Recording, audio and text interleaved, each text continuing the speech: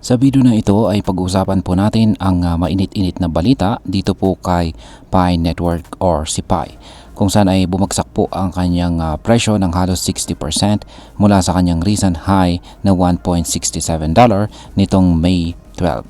Pero teka, may signs ba na babawi siya ulit?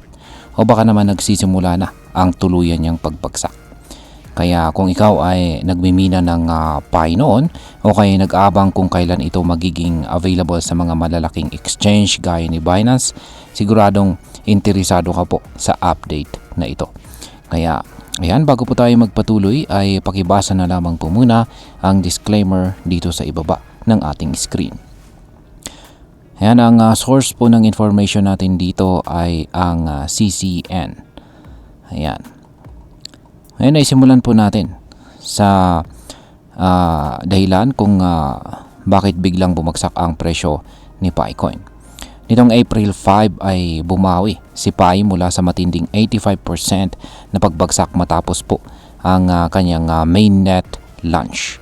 Naging masigla po ang galaw ng Pi dahil sa mga rumors na malapit siyang mailista kay Binance na isa po sa mga pinakamalaking crypto exchanges sa buong mundo. Dahil dito ay tumaas po si Pi hanggang sa presyong $1.67 noong May 12. Pero pagkatapos lang ng ilang araw, bigla siyang bumagsak ng 60%, pababa ng halos 0.66. Marami ang nagulat at nagtaka. Anong nangyari? Ayon sa mga analyst, ang pagbagsak na ito ay hindi basta ordinaryong pullback lang.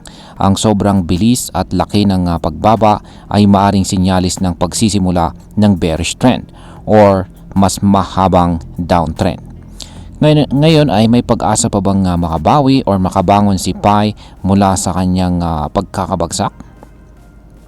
Ayon po sa chart analysis, ang pagbagsak po ni Pi ay huminto sa 0.66 na malapit po sa dating resistance area na 0.75.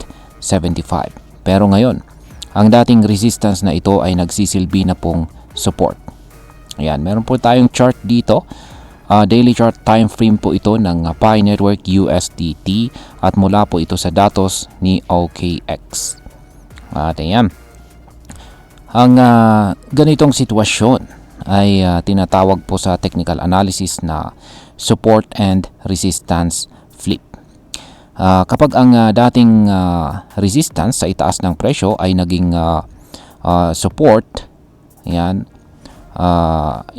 po ay naging support, sa pagbaba nito ay yan ang ibig sabihin ng support and resistance flip.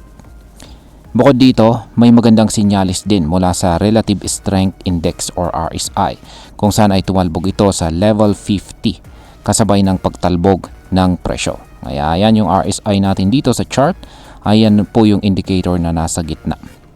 Ayan. Ang level 50 sa RSI ay kadalasang itinuturing na neutral zone.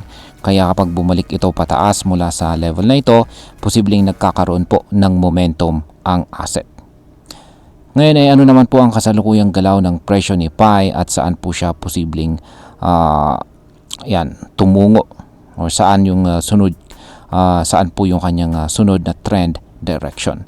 Sa kasalukuyan, ang presyo po ni Pi ay gumagalaw sa tinatawag na horizontal range sa pagitan po ng 0.75 hanggang $1.35.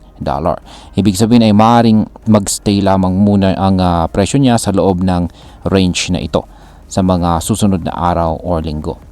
Ang kalagitnaan na range na ito ay nasa 1.05 na posible pong maging resistance or panibagong hadlang sa pag-akyat ng presyo. Yan, dito naman tayo sa MACD indicator, isang technical tool na sinusukat ang momentum ng presyo. Yan po yung nasa pinakaibabang bahagi ng ating chart dito. Yan ang MACD indicator natin.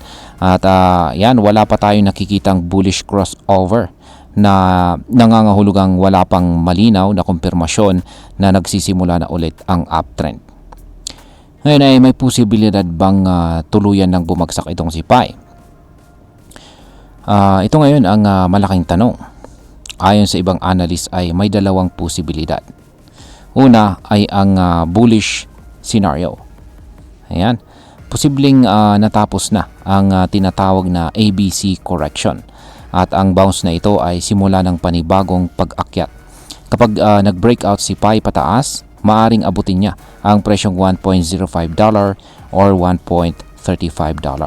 Pangalawa ay ang bearish scenario. Dito naman ay may posibilidad din na nasa loob na tayo ng 5-wave downward movement. At ang nakikita nating pag-akyat ngayon ay ang wave 4 lang.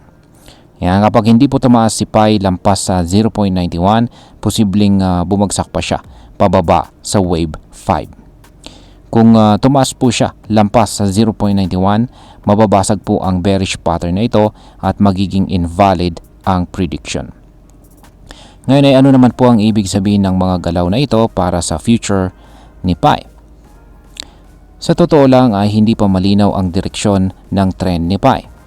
Oo, may bounce tayong nakikita ngayon pero maraming technical signals ang nagsasabing baka hindi pa tapos ang pagbagsak. Dahil dito ay possible correction muna si PAI. Possible consolidation po pala muna itong si PAI. Ibig sabihin ay pwedeng maglaro lang muna ang kanyang presyo sa pagitan po ng 0.65 hanggang $1.05 habang naghihintay ng mas malakas na balita gaya po ng official Binance listing, bagong partnerships o development sa kanyang mainnet. Ngayon ay pag-usapan na po natin ang posibleng epekto nito para sa atin bilang mga Pinoy crypto traders at investors ni PAI Network. Para sa atin, bilang mga Pinoy na nag-aabang dito kay PAI, ito po ay isang warning at saka opportunity. Kung isa ka po sa mga early adopters o mga nagmina ng PAI sa cellphone mo noon, baka iniisip mong i-convert na ito sa pera. Pero kailangan po nating tandaan, hindi pa rin officially listed si PAI sa mga major exchanges. Ayan, ulitin ko, sa mga major exchanges. Yung mga malalaking exchanges na kagaya ni Binance at saka Coinbase. Kaya kahit anong price analysis, hindi pa ito ganap na hindi pa natin masasabi na maibebenta natin ito sa tamang presyo. Yan, sa mga traders naman na naghahanap po ng short-term opportunities, kailangan na maging maingat po tayo. Dahil hindi pa stable ang trend ni PAI, mas mataas po ang risk. Kailangan po ng solid risk management at huwag po tayong basta pumasok sa hype. Bilang panghuli, ang masasabi ko naman tungkol dito sa nangyayaring ito kay PAI Network ay para sa akin, ang galaw po ni PAI ay natural lang para sa isang bagong crypto project na dumaan sa hype, retracement at ngayon ay naghahanap ng stability. Pero dahil may malaking community si PAI Network, may posibilidad pa rin itong bumangon basta may sapat na development, transparency at tamang suporta mula sa mga exchanges. Ang tanong na maaabot nga ba niya ang presyong $1.35 ay walang simpleng sagot sa ngayon. Pero kung magpapatuloy po ang momentum ay meron po siyang tsansa. Ang mahalaga ay bantayan po natin ang mga technical indicators at saka fundamental news sa susunod na mga linggo. At ayan, hanggang dito na lamang po tayo sa video na ito mga ka-crypto. Marami pong salamat sa panonood. Ingat po tayo lagi at God bless po sa ating lahat.